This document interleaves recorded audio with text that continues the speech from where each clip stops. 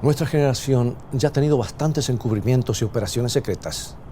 Pero ¿sabías que la pieza de intriga más osada que el mundo ha conocido, el engaño más cruel, con el encubrimiento más elaborado, todavía está en vigencia después de casi 20 siglos?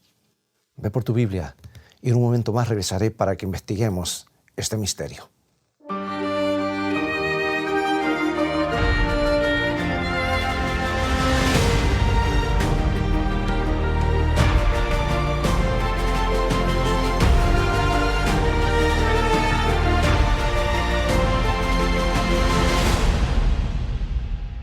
La batalla de Kadesh fue reportada por Ramsés II de Egipto como si hubiera sido tan solo una escaramuza en la cual él, por supuesto, había salido victorioso.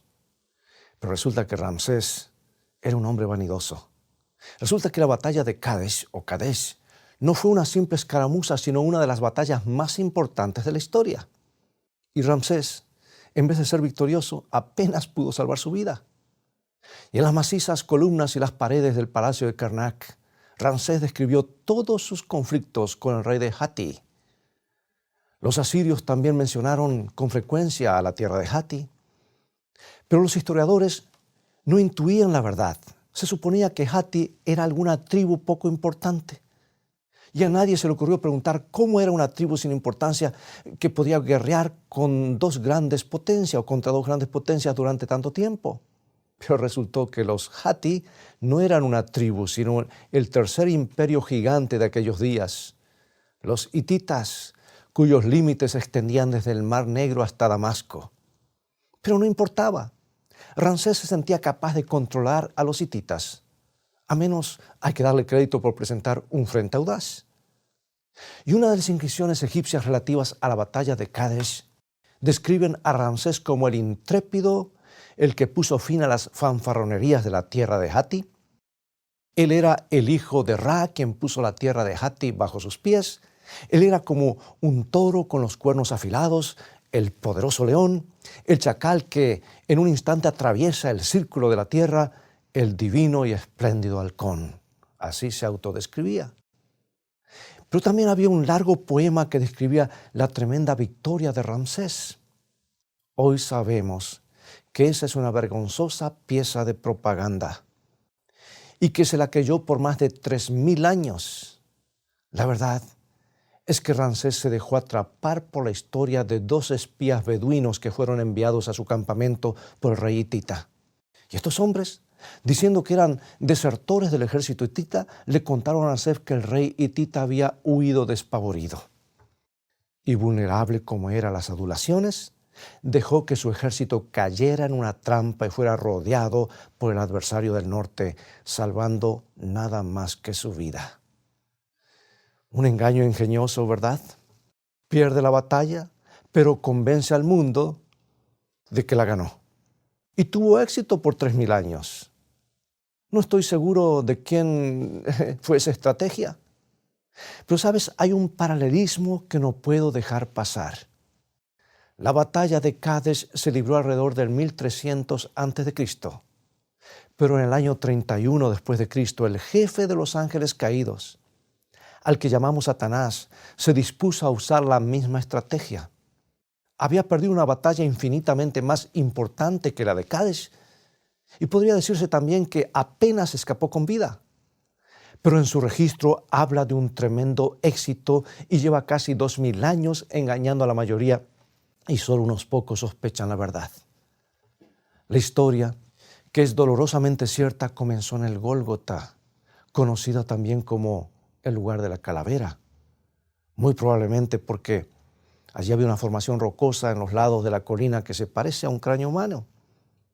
Generalmente lo llamamos Calvario, que es una palabra en español que se deriva de la palabra calavera.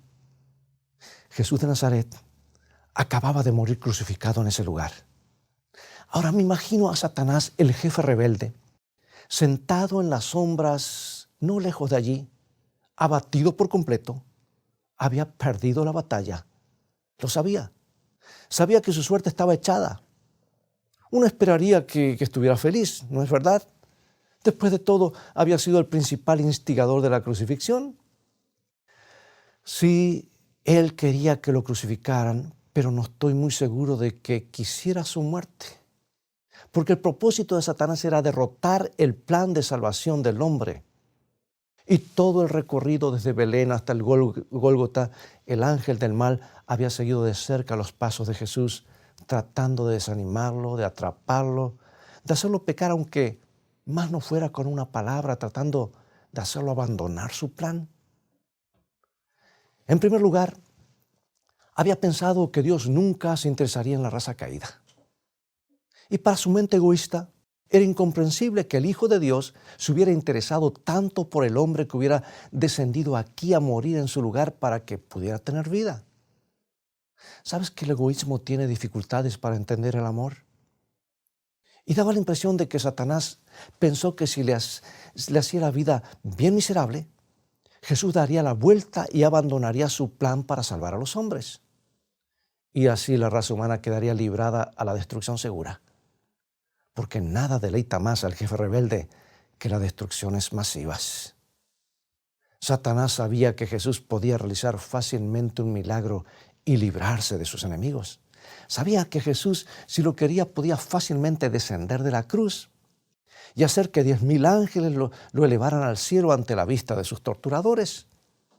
Pero Jesús no renunció, no se bajó de la cruz, se quedó allí hasta lo último y dejó que los pecados del mundo le arrebataran la vida.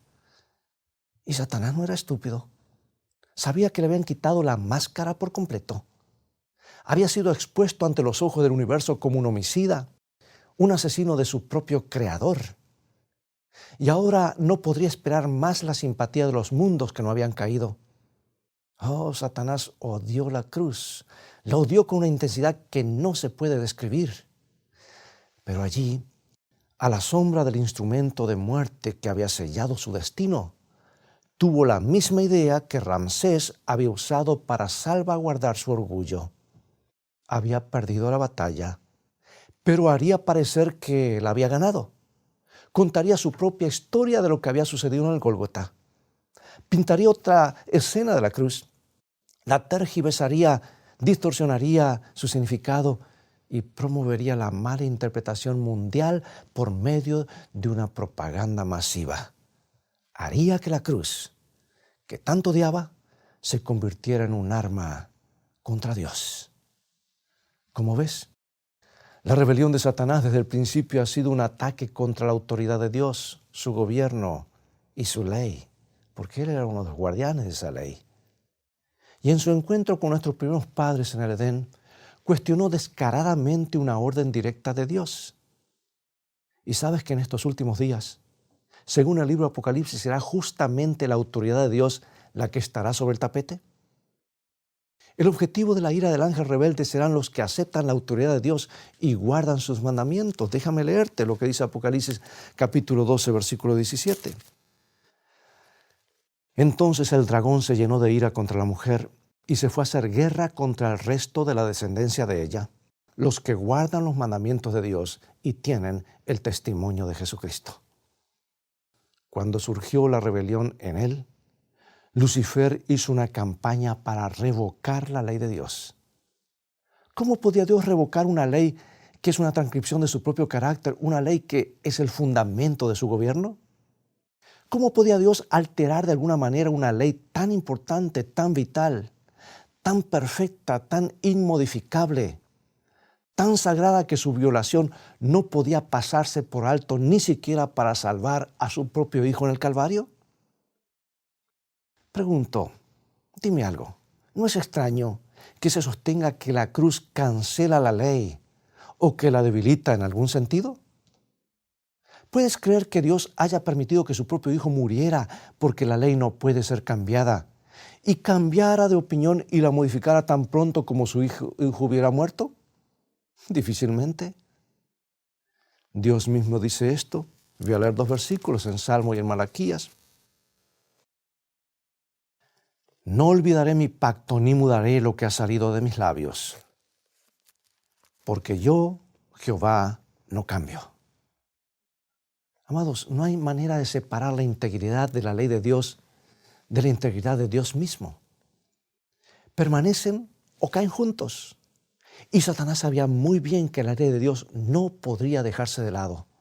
Había sido testigo en la muerte de Jesús del argumento más poderoso de todos a favor de la naturaleza inmutable de la ley divina. Porque si se podía prescindir de la ley, Jesús no hubiera tenido que morir. Y a la luz de todo ese conocimiento y muchos más, el que otrora había sido un ángel brillante concibió su último engaño allí en el Gólgota, su audaz y irreprensible estratagema. Le diría al mundo que la cruz que él odiaba, la cruz que había sellado su suerte, la cruz que había mantenido en alto la ley al costo de la vida del Creador, él diría: no es necesario ya guardar la ley. Le diría al mundo que la cruz le había dado todo lo que él quería. Le diría al mundo que el propósito del Calvario había sido anular la ley, que Dios había decidido finalmente liberar al hombre de sus restricciones y darle la libertad de hacer lo que quisiera. Satanás sabía que la cruz que lo odiaba sería honrada por todos los cristianos, que la historia de Dios muriendo en lugar del hombre sería narrada y vuelta a contar de generación en generación, y que los hombres en todas las épocas predicarían, orarían y cantarían acerca de ella. Pero al rebelde no le importó. Se uniría de buena gana a esas alabanzas al sacrificio del Calvario, siempre y cuando el sacrificio fuera malentendido, siempre que su significado fuera distorsionado, siempre que pudiera torcerse y manipularse en beneficio de su rebelión. Satanás mostraría el Sinaí con los truenos y el humo como la obra de un Dios tiránico y severo, y el Calvario como la obra de un amante salvador. Pondría a uno contra el otro como si el Sinaí fuera un error que debía corregirse con el Calvario. Diría que el Sinaí era la ley y el Calvario la gracia. Y se deleitaría en ver cómo los hombres harían que la gracia fuera una excusa para pecar. Les recordaría reiteradamente lo que el apóstol Pablo dijo acerca de que los cristianos no están bajo la ley, sino bajo la gracia. Aquí está, Romanos capítulo 6, versículo 14. Porque el pecado no se enseñoreará de vosotros, pues no estáis bajo la ley, sino bajo la gracia. Pero Satanás haría todo lo posible para evitar que los hombres se dieran cuenta de las siguientes palabras de Pablo. Escucha, Romanos 6:15. ¿Qué pues? ¿Pecaremos porque no estamos bajo la ley, sino bajo la gracia? En ninguna manera. Déjame ilustrar esto de la ley y la gracia con una experiencia personal de algo que me ocurrió hace algunos años en uno de mis viajes por las interminables carreteras del estado de Texas, cuando me tocó pastorear algunas iglesias. Cada mes me correspondía viajar a una reunión especial administrativa para evaluar y trazar planes para el avance de la obra de Dios en esa región. Yo vivía en el extremo sur del estado y las reuniones se realizaban a 820 kilómetros, o sea, 510 millas de distancia en el norte del estado. Tomar un avión hubiese sido ideal, excepto que las escalas que hacía, pues llegaban más tarde que conducir mi automóvil. Por eso en cada viaje llevaba muchos sermones para escuchar, una variedad de música para ir meditando. Y una tarde al regresar de las reuniones, mientras manejaba por esa autopista solitaria y ancha que parecía una tabla al sur de la ciudad de San Antonio, escuchando esa música tan elevadora y sin ver ningún otro vehículo por kilómetros o por millas, mi carro se iba deslizando por la ruta y no me di cuenta de la velocidad que estaba conduciendo. Cuando en una curva detrás de un arbusto vi repentinamente una patrulla policial de carreteras. Miré el velocímetro y supe enseguida que estaba en problemas. Miré por el espejo y efectivamente el vehículo policial detrás de mí había encendido las luces roja y azul de detención. Disminuí la velocidad para colocarme al lado de la ruta, esperando lo peor. Y enseguida supe que estaba bajo la ley. Había quebrantado una ley de tránsito y merecía una multa o quizá que me suspendan la licencia. Yo sabía que estaba en problemas y muchas cosas me pasaron por la mente. Cuando me detuve, para mi asombro, el patrullero pasó de largo. ¡Qué bueno!, pensé, se arrepintió. Pero la alegría no me duró mucho porque unos pocos kilómetros más adelante vi el mismo patrullero que había detenido otro vehículo que evidentemente estaba manejando tan rápido como yo. Vi al oficial parado en la ruta, con una mano levantada y haciéndome la señal de que me detenga al costado de la ruta.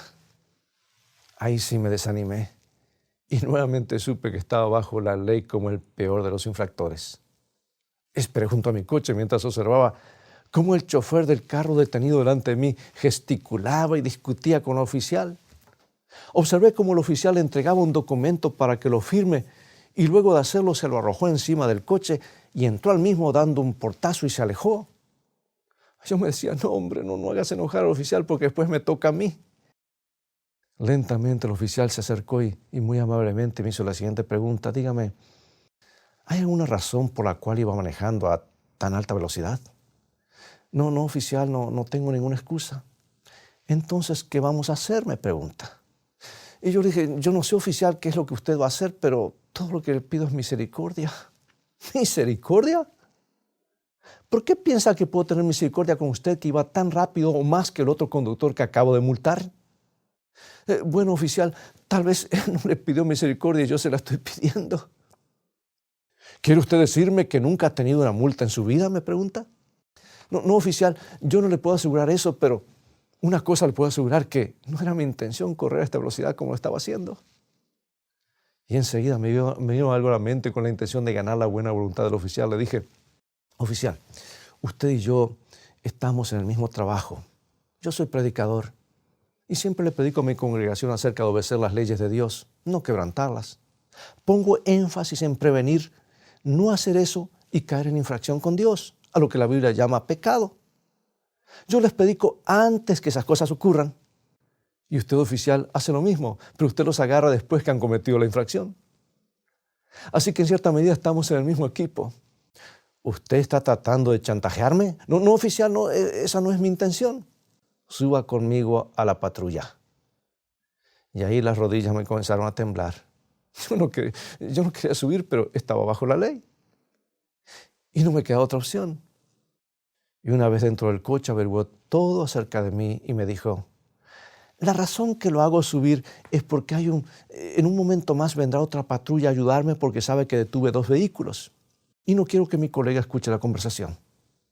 Y eso me tranquilizó un poco. Miré hacia atrás y ahí estaba el otro coche policial. Firme aquí, me dijo, pasándome la boleta. Y aunque estaba temblando, yo no quería firmar, pero yo sabía que estaba bajo la ley. Así que cerrando los 2 ojos, firmé lo que me parecía que era mi sentencia. Abrí un ojo a la vez y para sorpresa mía, no era una multa, sino solamente una advertencia. ¡Qué alegría! No lo podía creer. Ahora el policía era casi mi amigo. Me había perdonado una tremenda ofensa. Yo no la merecía, pero lo hizo. Ahora ya no estaba más bajo la ley.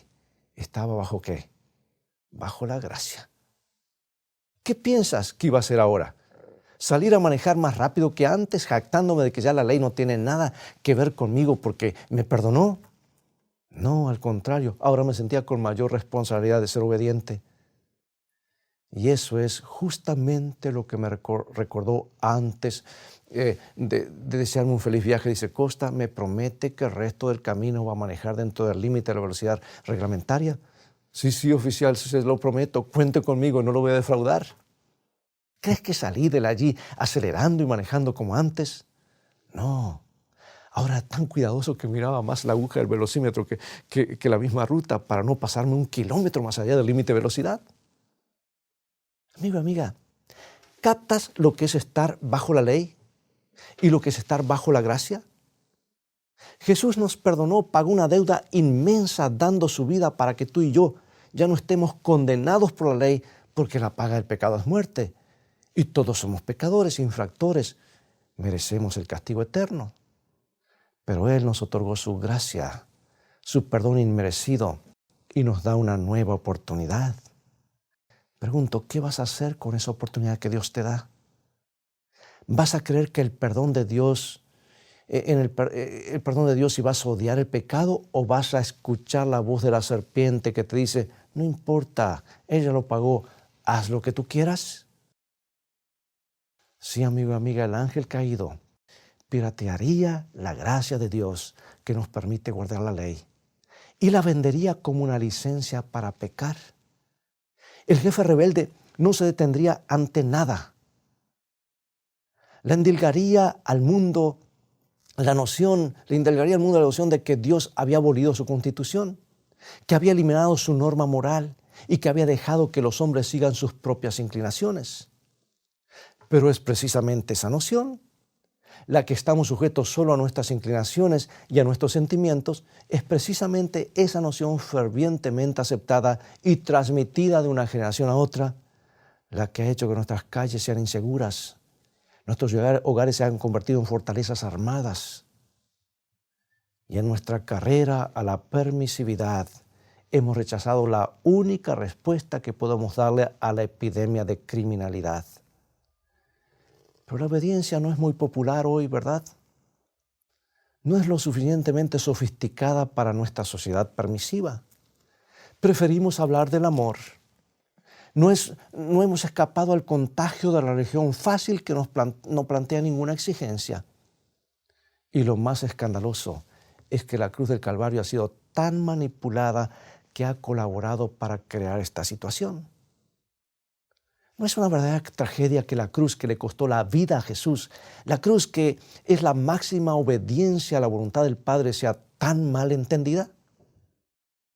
¿No es espantoso comprender que el mismo sacrificio que ha establecido para siempre la autoridad y el carácter inmutable de la ley de Dios se presente como si la hubiera destruido?